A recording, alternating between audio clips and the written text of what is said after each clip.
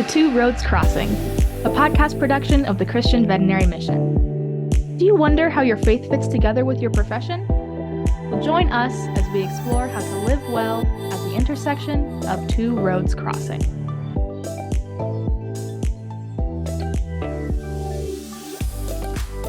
Well, hello and welcome to Two Roads Crossing, a podcast production of the Christian Veterinary Mission. My name is Barry Schwenk, and as always, I'm a veterinarian, a pastor, and your host as we explore the intersection of faith and veterinary medicine. Today, it's great having you join us. This is part 2 of a conversation. And so if you are a first-time listener, one, welcome, and you're more than welcome to stay on and listen to this. But I would also encourage you to go back to last week's episode as we started a conversation with licensed veterinary technician Lenore Thorne, who is the newest CVM long-term field worker candidate preparing to go to Mongolia. And we heard a lot about how God had moved in her life from a very early age. And we got to this point in the conversation. I hated to end it, but it's almost like a cliffhanger, you know? So previously on Two Roads Crossing, Lenore was poised to go to Mongolia, and there she was on the ground, and we kind of left off. So, Lenore, can you tell us, so you had described getting in touch with some CVM folks at a booth in a CE conference that kind of opened up this possibility of using your veterinary skills and using compelled by your faith then to go and serve others. And this opportunity arose for Mongolia. And your idea of short term was, how long was that short term? Initially, I was interested in 1 month in Mongolia, but yeah, somehow I got convinced to go for 2.5 months for my first quote unquote short-term trip. So tell me what happened, because the reason why we're having this conversation is because you're poised to go to Mongolia as a long-term field worker. So that means that something probably happened on that first trip. So can you tell us what God did, what you were exposed to, how he began to work and kind of cultivate that calling in your life? Absolutely. So I want to back up a little bit and just talk a tiny bit about the process of even getting into a short-term trip. Yeah. Because I was still very ignorant of how that worked when I started. And so, like I said, I first kind of came across Christian Vet Mission in 2020, but I didn't get to go until 2022. But anyone who is interested in any of the short-term opportunities, I'd encourage y'all to just go ahead and do the application, get in the kind of the pool of short-term workers and look at the opportunities that CVM has coming up, because they go to so many cool places. And I wish I could have gone on all of the short-term trips that CVM does. But it's a pretty simple process to get into the short-term pool. And so, yeah, just go online, fill out the application. And it's a great way to see if you are interested in missions, or even if you just want to let God use you in another country or experience a different thing in another country through the veterinary profession. So definitely would encourage everyone to do short-term trips. And But not just veterinarians, right? That was the big thing, is that the idea, like not being aware that veterinary technicians have such value around the world, and so veterinary technicians are right in that pool for short-term missions. And so we can definitely put links to our short-term mission page in the description of the podcast, so that way folks that might be interested can just make it a little bit easier. Instead of going to www.cvm.org, you might be able to click a link and jump right to what Lenore's talking about. So that's what you did. So you filled out the application, you went through that process, and then what was next? So I got put in contact with the team in Mongolia because, like I said in the last podcast, I felt a call to Mongolia, at least for short term. Just the experience I had with sheep and goats, and I was fascinated by this country. And so I didn't really look at the other short-term opportunities there. Other people probably would want to look at more than just one going in, but that's just how God had my heart at that point. And so I was emailing back and forth with the team over there. It's kind of a long process to coordinate dates and coordinate flights. And for me, this was my first time booking an international flight. This was my first time traveling out of the US, except for just like a short-term trip to Mexico when I was younger. So it was all new to me. But for anyone else who it's also all new for, you can figure it out. It's okay. And there's people at CVM who can help you and recommend different airlines, and they really do help a lot with that process. It can feel extremely overwhelming at the beginning, especially if you're going somewhere as far as Mongolia. And I didn't have a team going with me, so it was kind of all on me to figure out some of the details. But the Lord is also really faithful, and I think the process might be a little daunting at the beginning, but definitely doesn't have to be. And there's lots of people to help get through it. So also during that time, had my farm still, had around I had 100 animals on the farm at one point. And that was while I was working at a vet practice and finishing my bachelor's degree. And so kind of seemed like that might be a good time to take at least one thing off my plate. I was struggling to juggle those three things at the same time and really felt like possibly missions was a direction I wanted to look at. And raising dairy goats, you don't really have an opportunity to travel much because you have to be home to milk those goats twice a day, no exceptions. It's very hard to find someone to take care of your animals for you, especially if you have to milk them.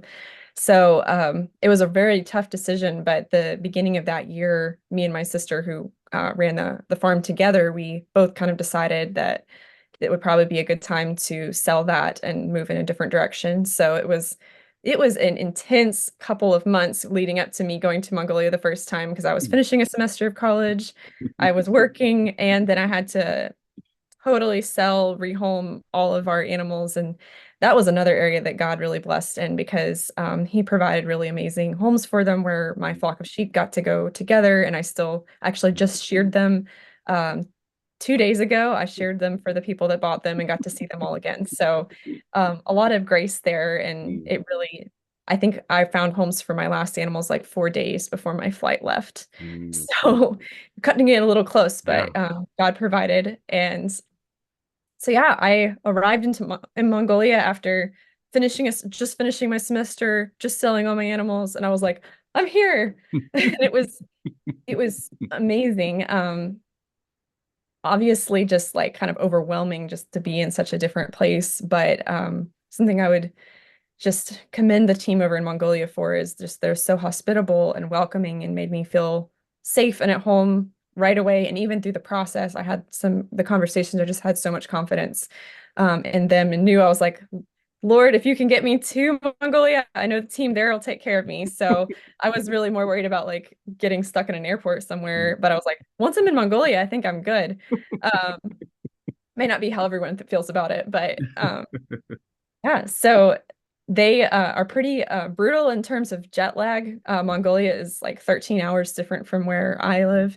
And they were like, no sleep. You just have to go the first day. And it's kind of the best way because you just are so tired by the end of that day that you are going to fall asleep no matter what time your body feels like it is. So the first whole day I was in Mongolia, I don't remember anything. I met everyone. I met so many people that were part of the team over there, and I literally forgot that I'd even met them. I met them later and I would be like, hi, I'm Lenore. And they'd be looking at me like, we had a conversation yesterday. And I was like, I'm so sorry. After it takes like 2 days air travel to get to Mongolia. So it was like 2 days of air travel and then the jet lag, and I couldn't remember anything. But they were really great at letting me jump right in. As a technician, they have a small animal hospital there that's like a teaching hospital, and that is kind of where I was working for the first 2 weeks. And so it's a good opportunity to be able to share with them some technical skills. I taught some lectures. Veterinarians in Mongolia often come out of school with kind of minimal skills in terms of like practically how to do things on animals. They have a lot of book learning. And so one of the main things that the organization I work with there does is help train them in hands-on methods through this teaching hospital. And so they wanted me as a technician to come in to be able to kind of give them a little bit more training on that technical side, because they said coming out of school, a lot of times last I heard, and it may not be true now, but at some points they didn't even have animals at the Mongolian vet school for them to work on. And so they would graduate. It's a 5-year degree there, and that's out of high school, 5 years, and they're a vet. Mm. And so a lot of them are really eager to gain those additional skills so that they feel a little more confident before they really start out on their own. So I was in the capital city, Ulaanbaatar in Mongolia for my first 2 weeks, and just had the opportunity to build a lot of relationships. Of course, they don't speak English in Mongolia. They speak Mongolian. And so you have to be very patient and very flexible and just understand you're not gonna understand.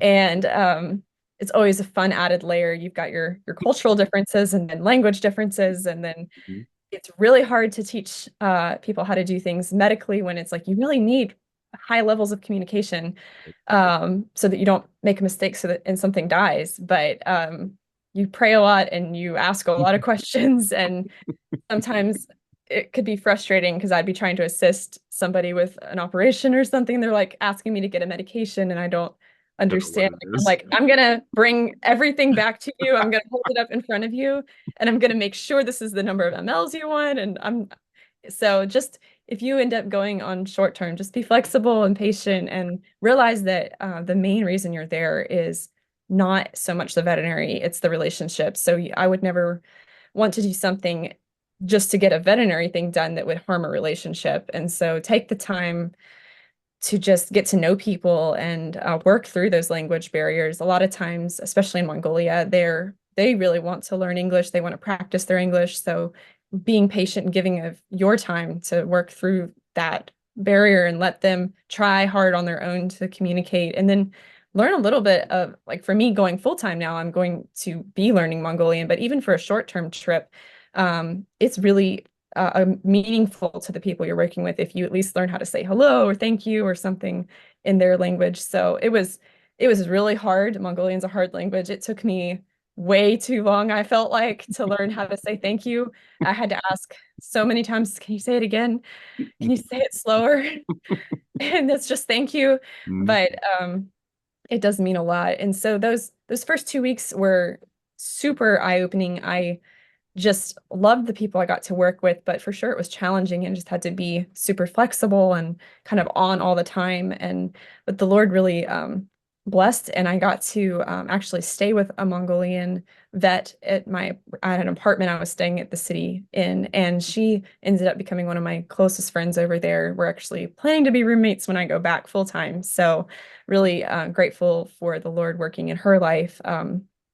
She actually came to Christ while I was there. So it was beautiful to see God working in her life and hear her share her testimony and be able to see her still continuing down that journey the second year that I came back. So yeah, so my first 2 weeks in the city, and then after that, I kind of transitioned to a different world, which would be going out to the countryside.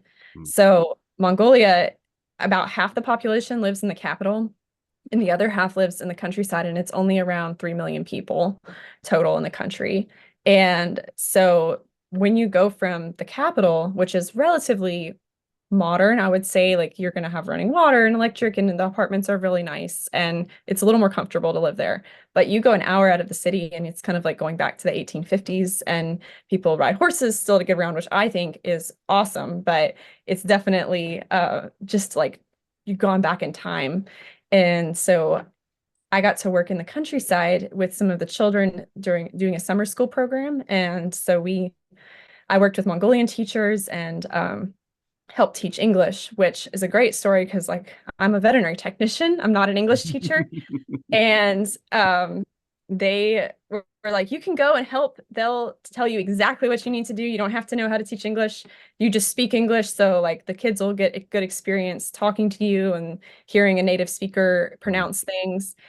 But my first class that I went to, the teacher I was working with, she kind of looked over at me and was like, what are you teaching? It's like, we're standing in front of like 40 kids in a classroom.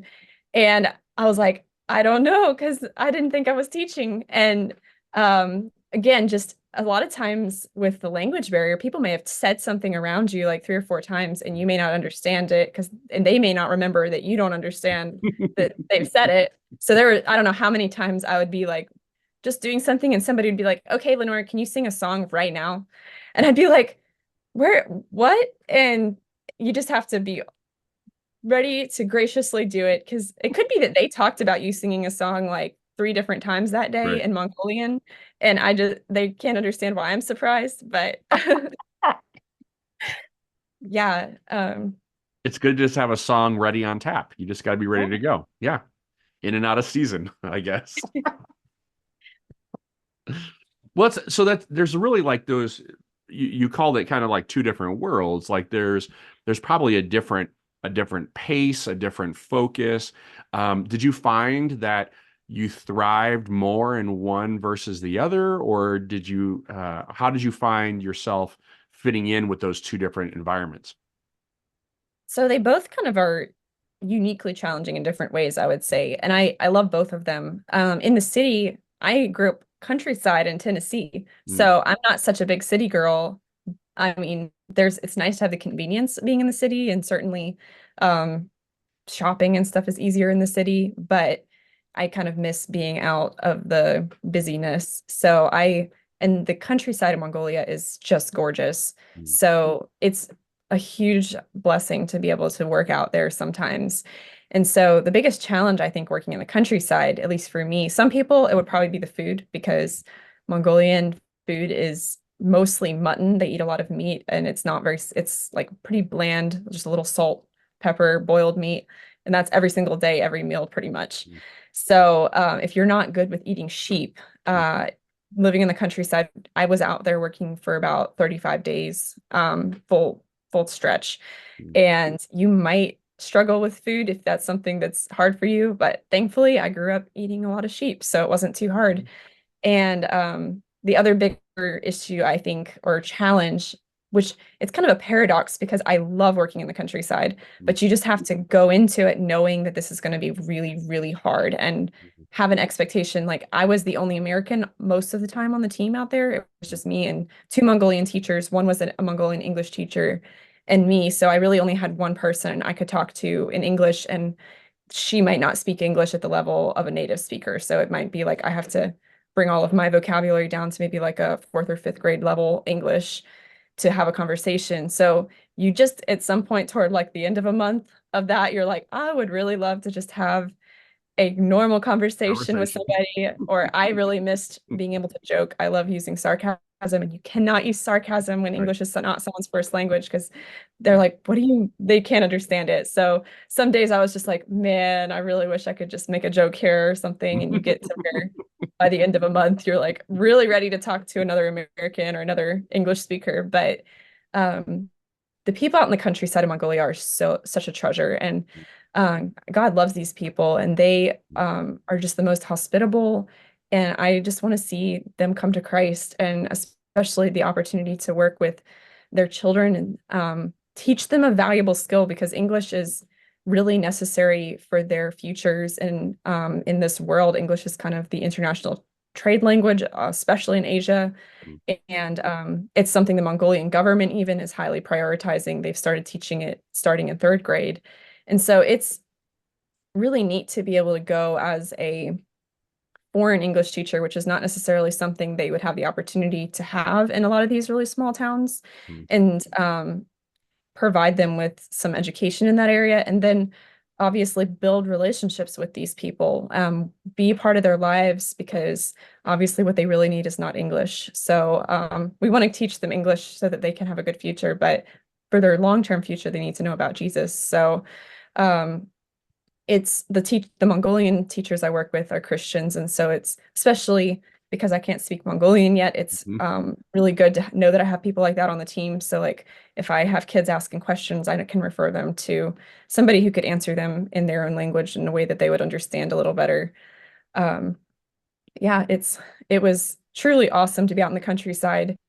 Um, Definitely by the end of like a month, you're like ready to have a Right. normal shower. They told me when I left, they're like, you may not get a shower for a month. I was like, okay, Okay. can do it. All right. If I know that going in, then I'm capable.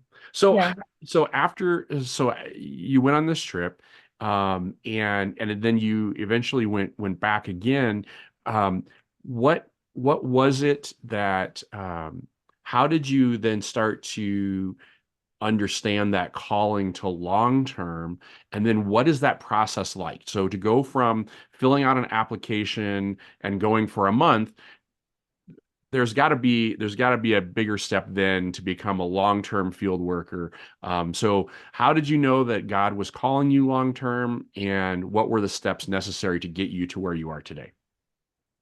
Yeah. So, finished that first year and had loved my time there, but I still didn't necessarily feel in my heart like that confirmation that I wanted to go. And I think that sounds really mysterious. I'm not, I would say, a very emotional person. And so sometimes when people talked about like a call to missions, I was like, I don't know if I'll ever have that overwhelming emotional feeling about it. But the way that I looked at it was, did God provide me with skills? Did we know that he wants us to go into missions. We know that he has a heart for the nations, and that's in the Bible. And it's part of being a Christian is to be a part of working in the Great Commission, whether that means you're sending or whether you're going. And so I think for me, it was kind of a logical thing. It's like, well, I'm going to be a part of the Great Commission. I'll either be a part of sending others or maybe I'll go myself. It was just figuring out whether God wanted me to be the one to go. And so, just over the next year after I got back from my first short-term trip, I just kept thinking about like the different skills that God had given me over my life that fit in so well with the work that I was able to be a part of there, and my interest in small ruminants and working also in a small animal practice. And um, over that year between my second short-term trip, because I had loved teaching English so much, even though I wasn't an English teacher, I actually went ahead and got certified to teach English as a foreign language. So I was like, if I'm going to go out again, I want to make sure I can do it Mhm. right. And so then just even that, I love teaching. And so all of those things together, I felt like, you know what? This is a call to missions because God has situated me in such a way to be able to go. And I had no reason to say no to it. And so by the end of that second trip, I did a lot of the same work and it was wonderful again and met so many amazing people. And I was still like unsure, but as I was flying out, I actually, on the way to the airport that time, we had a minor issue with our car. And I just remember feeling like maybe I'll miss my flight. And I was like actually happy about the idea. I was like, I kind of would like to miss my flight. Not really, but there Mhm. was a piece of me that was kind of excited, like I might get to be here a little longer. Mhm. And then even as I was in the airplane leaving Mongolia, I was like, I wish this plane would turn around. Like I feel like I would have been really happy just continuing with the ministries and the work that I was able to be a part of there and continue building those relationships. And so that just continued through my next flight, and I had a 15-hour layover in Korea. And so I was praying and praying, and I called my family, which they already knew kind of that I was interested in this possibly. And my church, I would also encourage people to keep your church informed if you're interested in missions, because it shouldn't be a surprise to your pastors if you tell them that you're going to be interested in pursuing full-time missions. So kind of over that 15-hour layover in Korea, talked a lot with family and friends back home and just was like, you know what, I think that this is where God wants me to go and where the direction I need to start pursuing. So that first step, I would say, is to email Daniel Graham over at CVM. And he can definitely give you the next step after that. So that's what I did. I sent an email to Daniel Graham, which I had gotten connected with him in the past because like I said, I was at least had gotten a little information after my first trip, just like what I would need to do. And so some of those first things, there's another application you have to do for long term, and it is longer than the short term application. I got back and I was pretty zealous about getting back to Mongolia, so I finished my whole application in like 3 days or something, which I think it's okay if it takes longer than three Right. days. I was like, you have to write a lot of different essays and share your testimony. And Mhm. I mean, Christian Vet Mission wants to know who you are so that they can confidently send you. So you don't have to rush through it like I did. But I was like, I want to get back to Mongolia. So I finished it really quickly, and then I was like, okay, Daniel, what's next? And he was like, what? You're done? And it was kind of a lot of I felt like hurry up and wait a little bit because Mm, I was really ready to get back over there. And there's just parts of the process that take time, and that's okay. And I tried to be patient, but I know for me at least, I felt like I wanted to be back in Mongolia. So sometimes it was a little hard to wait, but so you fill out your initial application, and then that goes to, I believe, like a board who evaluates it at Christian Vet Mission. And that waiting process was the hardest. I think there's only certain times when they look at applications. So it was um, over a month, I think, before they got back on that. And so during that month, I was kind of just like, okay, what do I do? I ended up started working part-time somewhere, but I was very much like, I'm not going to be here. I'm going to be gone in a few months. It does take some time. And that was something I didn't know going in, was like for most people to complete the sending process, the candidate process, it takes a year or more. And I was like, I'm going to do it in like 4 months, which is apparent not necessarily possible, but So that's really interesting because once you have that application finished, and of course in record time, once you have the application finished, how do you then get to the point where you are today? yeah. So after that application gets submitted, then Lord willing, you get approved, and that kind of can get the ball rolling for the next steps. So at that point, um, Daniel will give you a list of training recommendations. So you'll have a lot of conversations with people at CVM, figure out, depending on where you're going and what you come into the mission sending process, what skill set you already have going in. um, they will kind of assign what your educational track is going to be for the next couple months so that you'll be really well prepared when you go to that long-term place that you're going to work. And so for me, it was like over 10 different trainings. So I don't know, I got it initially, I was like, wow, that's going to take a long time because I was still trying to get over there really quickly. Mm. But the Lord was really merciful, and nothing, like no dates conflicted. And so I will be finishing my last training mid-May is where my last one is. It'll be the CVM short course. But throughout that training process, they have stuff related to missions and Christian worldview and how to learn a language and how to raise support. So that's one of the biggest portions of going that a lot of people don't necessarily understand going into it. And it was a little bit of a shock to me as well. And so I would just encourage y'all to go into it a little open-minded and think about it first. So a lot of most missionaries get sent by support, which means you have to talk to people and talk to churches, and they have to commit to giving you monthly donations to pay your salary when you're overseas and pay for your place to live because you're not able to make money working over there, and it's a ministry that you're doing. And so um, part of the application process is that they will make a budget for you, and you will need to raise that much money. And so when people say you need to raise that much support, it's like, what does that even mean?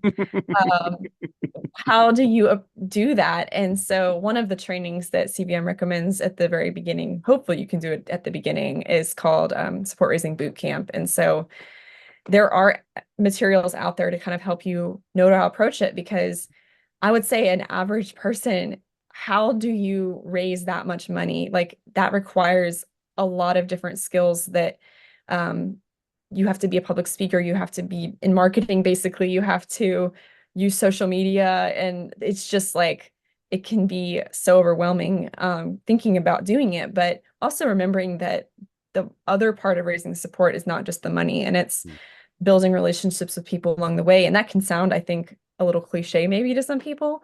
Um, and sometimes it felt that way. You can get a little caught up in raising the money, but it really is also about the people that you're working with, and they are a part of your team.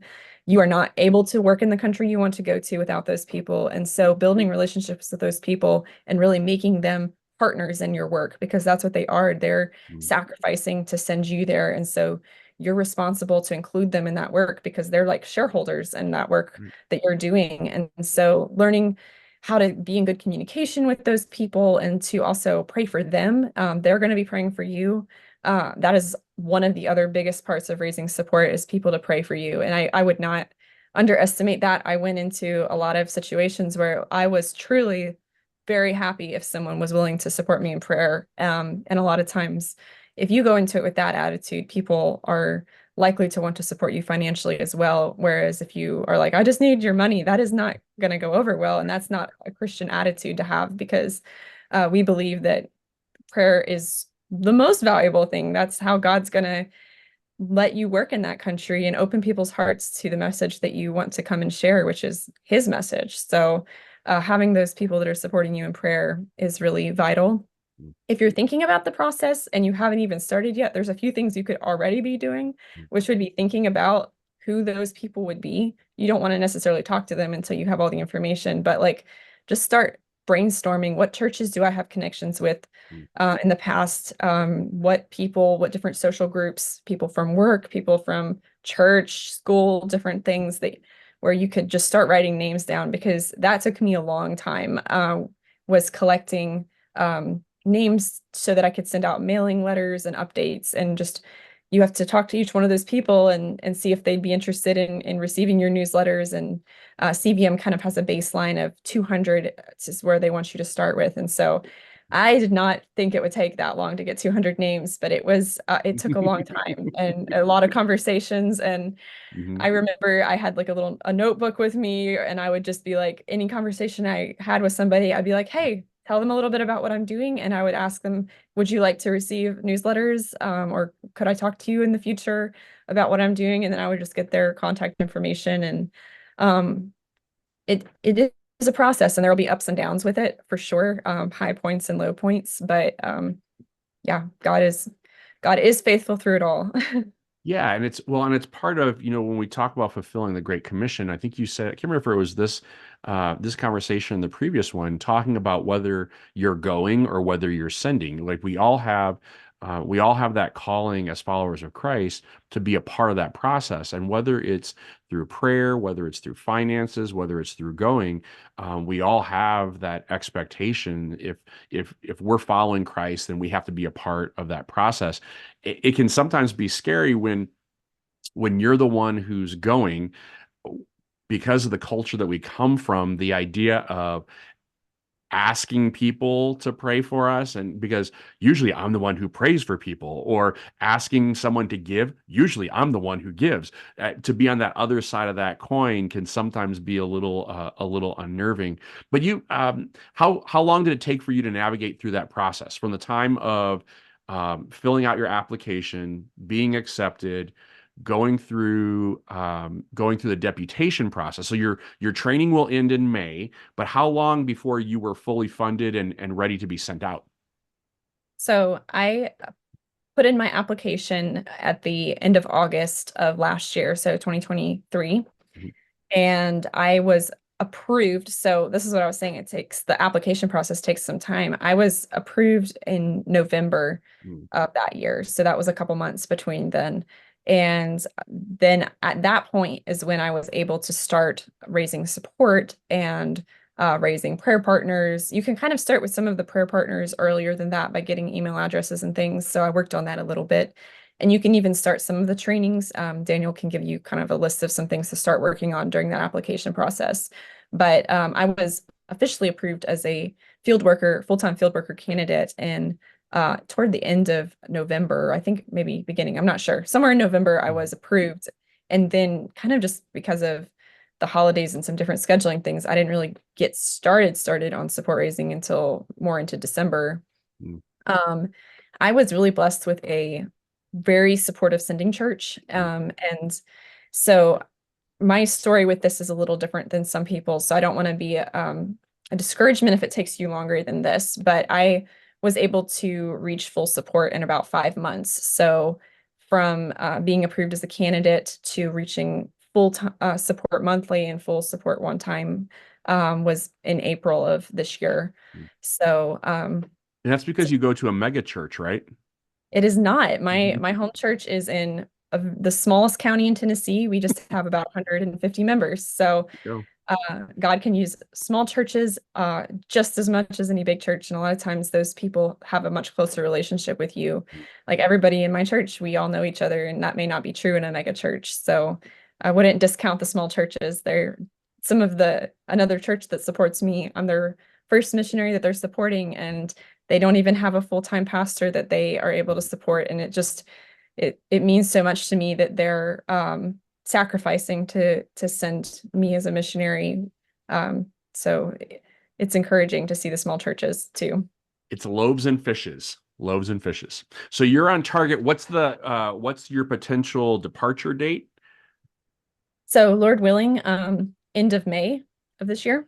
So just a little bit over a month out. I'm still waiting on some logistics with my visa coming through and different things. So still praying about those. But yeah, Lord willing, by June-ish, I should be moving to Mongolia full time. Wonderful. Well, we will be joining and praying for that process for you.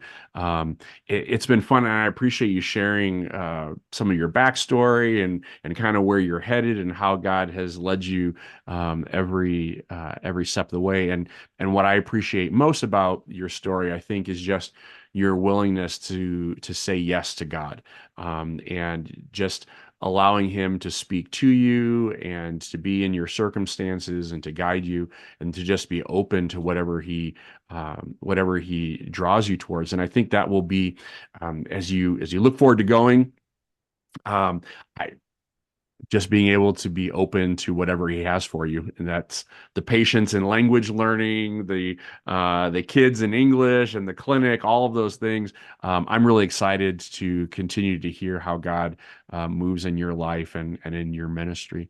I think in this podcast, I think we'll make sure that we have a link to your field worker page. So that way, if anyone here who's listening, if you would like to pray for Lenore, keep up with all the things that are happening in her life and in her ministry, if you would like to support her financially, we'll put the link in the description of this podcast. So that way you can quickly and easily find her to fulfill your portion of the Great Commission by prayerfully and financially supporting her and encouraging her every step of the way.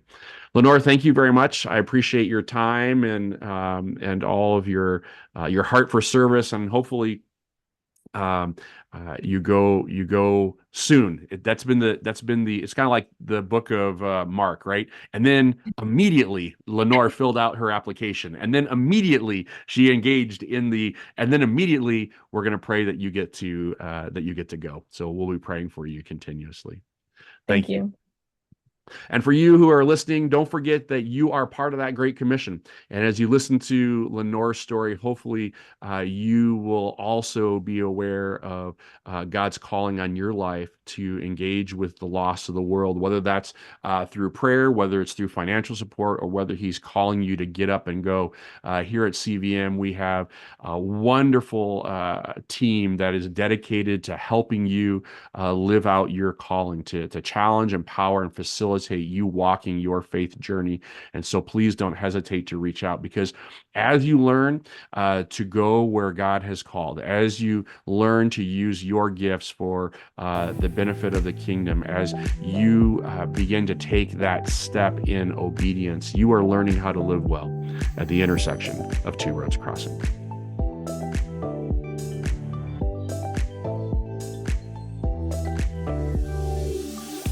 Thank you for listening to Two Roads Crossing, a podcast production of the Christian Veterinary Mission.